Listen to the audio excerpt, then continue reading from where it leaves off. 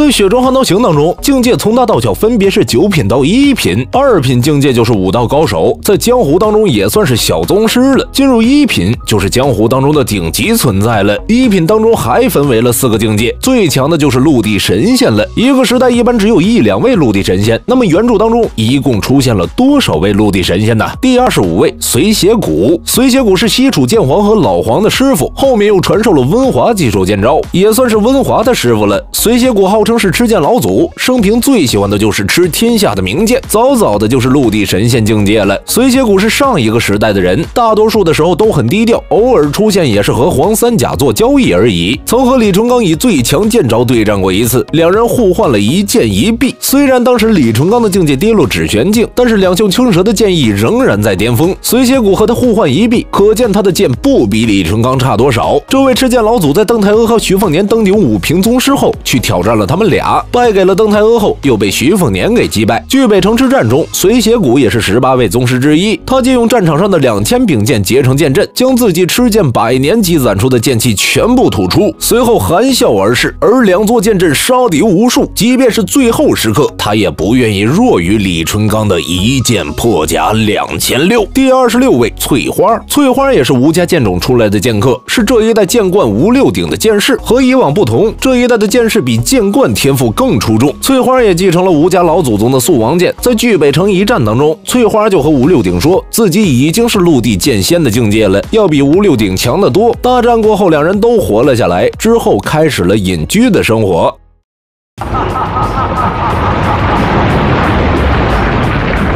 第27位谢观音。谢观音是南宫仆夜的父亲，年少的时候就是天之骄子，不管是武道造诣还是谋略，都是天下最强的几人之一，极其擅长气运之争。当年赵皇朝之所以能够在地飞山养出恶龙，就是因为有他的帮助，一直和黄三甲针锋相对，视他为自己最大的对手。后与陈之豹合作，在陈之豹单骑入蜀后，帮他在西蜀4处收集蛟龙，助其吸收气运，让陈之豹在后面成就了3教圣人的境界。不过在钦天监的时候，他储存气运的白碗被徐凤年打破，100年的谋划毁于一旦，之后更是受到了邓太阿的追杀，死在了邓太阿的剑下。第28位刘松涛。刘松涛是100年前江湖最强之人，也是一位陆地剑仙，是魔道逐鹿山的教主。当年吃剑老祖随邪谷也曾挑战过他，没有什么悬念的败了。当年和赵皇朝还有一紫衣女子一起行走江湖，后这紫衣女子被赵皇朝陷害，因众多江湖人追杀。刘松涛出关得知这个消息后，在江湖上大开杀戒，直到赵皇朝请出龙虎山近代的3位祖师爷，才将刘松涛逐出中原。100年后的刘松涛悟出佛法，却走火入魔，变成了半魔，一路上时而清醒，时而疯狂杀人。遇到李玉甫后才清醒过来，和洛阳有过一战，两人之间的实力差不多，后又与王小平一见如故，成为了好友。在王献之前往北凉杀徐凤年的时候，两人曾出手阻拦未果，将自己毕生所学交给轩辕清风后，前去劝说曹长青放弃复国，死在了曹长青的手上。